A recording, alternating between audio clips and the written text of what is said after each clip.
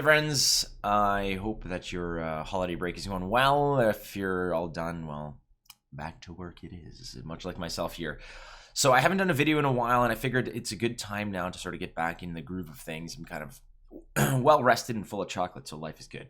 But there is a new Mythgard tournament coming around the corner, and I wanted to get you guys a little bit prepared and maybe share my thoughts about it. It's the Mythlander tournament. There can only be one, meaning that it's one-ofs in the deck, no duplicates. So you need to go into the tournament with a one of every card. You can't play multiple copies. Those are the rules. So I figured, hey, why not? Let's just hook you up with some deck lists that I thought might be prominent in the tournament. Some deck lists that are probably going to make some splashes. So here are 3 Highlander deck lists that you can go ahead and test out for the Mythlander tournament in a short while. All right, so we're going to go through 3 quick ones here. I'll start with number 1 that I thought would be pretty important.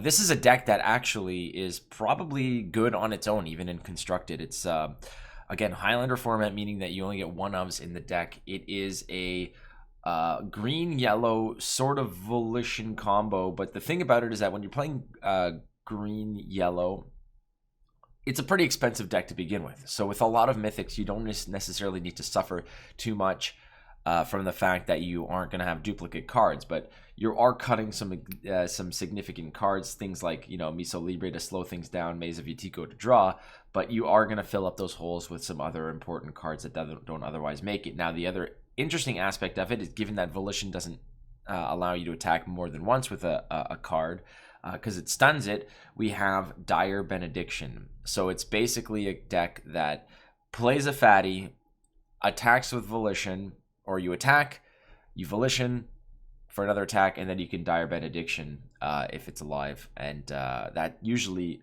seals the deal. This is a deck that I play in Constructed for fun, not a Highlander version, but a standard version, and it's a lot of fun. So we'll go through the list here. I have 1 Clay Effigy, 1 Maze of Yatiku, Baymeni Falls, Venom Fang Mutant, Volition, Yahui, Yanavirus, Gem Cutter Spider, Miso Libre, Poxbringer, Vicious Cycle, Wonder Drug, Enchant Eater, Misanthropia, Revelation of Zimic. I have the Scourge of Serpents, Zolea, Godsbane Transport, Twin Blank, Twin Juna, Sapo. Then we're going to go down to Wake the Bones, Born Again, Detained, Gallows Boy, Raid the Tombs, Bella Witch Queen, Led Astray, Night Hag, Bald Mountain, Boneyard Abomination, Gamayun, Volkov Heavy, Traitorous Murmur, Shortstag, Eco Terso, Indrik Beast, Dire Benediction, Shadowvar Beast, and Sign of Pride. Now, there's only 3 oranges in here, and they're all single gem because that's not really the point of the deck. Orange is there for Dire Benediction, and you want a couple cards in there that you can burn, then find it later. And I found that Shadowvar Beast, Sign of Pride, and are the best extra little pieces in there, orange pieces, to make that work out for you. Now, others can play Lamp of Wonders. I've played it with Sign of Pride and Dire Benediction, and it's worked out just fine. But this is the option. Now, again, the option is to sort of keep control of the board, draw your cards, find your combo piece, and when it's big enough, you can play Boneyard Abomination, play Volition to attack with it, and then play your Dire Benediction on it to then get the final kill. And that's usually good for sometimes up to 40 damage. So you could probably bust through as an OTK. So this is the Highlander deck for that list.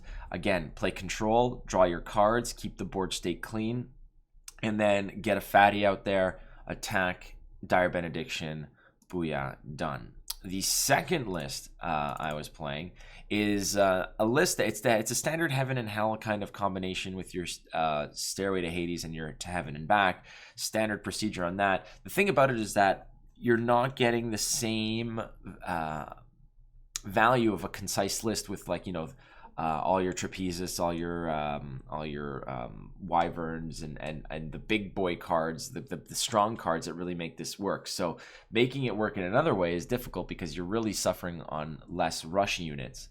But here's the list: Extract Life, Ignition, Strigoi Pup, Daring Trapezist, Firesong Prodigy, Crimson Pact, Dashing Ringmaster, Hecate's Wheel, Icor Feast, Iron Belly. I have the Panic Raider, Cyclopean Giant, Oak of Dodona, Wings of Abaddon, Duskwing Angel, again, you got to fit cards in here because you need to hit that 40 spot, right? Gigantomachia, Magmator, there's your Stairway. Cerberus, Sideshow, 7-ring Ritual, and then we go into the oranges, which are Dune Cat. Now, Dune Cat is in here. It's a 2-1 for 1 that drops a desert, and that's really, really, really good value. You could also put like an Iron Flush Performer as a 2-1 with armor, which is not terrible. But I like it because I don't mind the fact that you're dropping a desert, especially since there are certain things in here that do interact with deserts, and just dropping it in there, it's better than nothing in my opinion. Eager Recruit, Thieves Bazaar, Dark Passenger, Ghoul, Xerxian Recruiter, Desertification Engine. As a 3-drop, dropping deserts again, since you're not going to have better, you won't be able to necessarily drop deserts reliably. Not that it's important, but a 2-5 with Swift and the ability to drop deserts wherever it wants, that's a pretty good stat line and ability, especially in a Highlander deck. I have the Parsa Regulars, the Ifrit, Shadowfar Beast, Parry, Sign of Pride, Seal of Exile, Temptation, Mardicore, Heaven and Back, Kushiel, Lavish Proxy, Armageddon Angel. There's nothing really special about this. You know how this deck works. The only issue is that you're kind of you're low on rush units to really get immediate impact off of cards like Stairway to Hades and Heaven and Back, but you'll be able to figure it out, especially with things like Wings of Abaddon, etc. This is also a contender I feel that people might play. I don't think it's going to be the best because this deck, usually in Constructed, takes a lot of advantage of concise or more concise deck lists, playing multiple copies of things like Trapezist, Wyvern, 2 parries and all that other stuff. So that's this list. And the third list that you might enjoy is a little bit different. This one is probably the weakest of the 3, but it's still a lot of fun. Now, this one is an enchant deck that uses, you're going to be rocking and rolling with Reconstruct and Rainbow's End. Sorry, both of the other ones are our Turn of Seasons Impel, which is a standard procedure for those 2 decks either way. But Rainbow's End and Reconstruct for this, because you are playing a lot of enchantments in this deck, and yellow, blue plays a lot of decent enchantments, and it's also a very resilient color scheme between the 2. So Cairnhenge, Field of Poppies, Singing Stone, Demo Speedway. I have the Thane, I have Brainstorm, Earthslide. There's a good Earthslide for you. Maelstrom, Braggy. There's the Valhalla. Get some of those units back. Kara Morning Wives, Odin Throne, Rune of Denial. Rune of Denial is going to be a nice one. Tail Rootworm, Thunderclap, Valkyrie Enforcer. I have a Blackened Jotun. Giant Stairway, our boy Magnus for sure. Hyperborean, Volcanic Reese. There's a big girl for you. Maze Vitico, Baymeni, Wolf, Venomfang Mutant. Yahui, Miso, Poxbringer. I got the Serpent's Den in there. Put some sneaky snakes. I got Wonder Drug, which I just took out magically for some reason. I've got Enchant Eater, Goliath's Web, Olamaring, Misanthropia, Zimic, Zolea, Godsbane, the Twins, and then the standard procedure of Sapo. But we do have Bulwark. You want a Bulwark. I'd play 4, but you can't because it's Highlander. You can't do it. But the good news about this deck is that you're going to be playing enchantments. You're going to be playing some good early game minions like Thane, Yahui, Miso Libre, Venom Fang. These should keep the board relatively clean.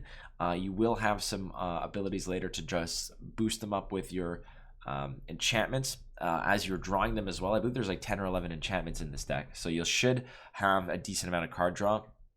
But the best part about this also is that out of the graveyard, you'll be able to play Reconstruct onto some of these enchantments, meaning that if you put it on a let's say you put it on a Cairnhenge, it's a 2/2. If you put it on a Stairway, it's a 4/4, which all gets boosted by Singing Stone, Olama Ring, etc. So you'll be able to generate units on the board and get value and perhaps outvalue your opponent over time, which is good, especially when you have big boys like Hyperborean, Black and Jotun, Volcanic Reese to do some of the dirty work. Same with Tail Rootworm sitting on a nice enchantment.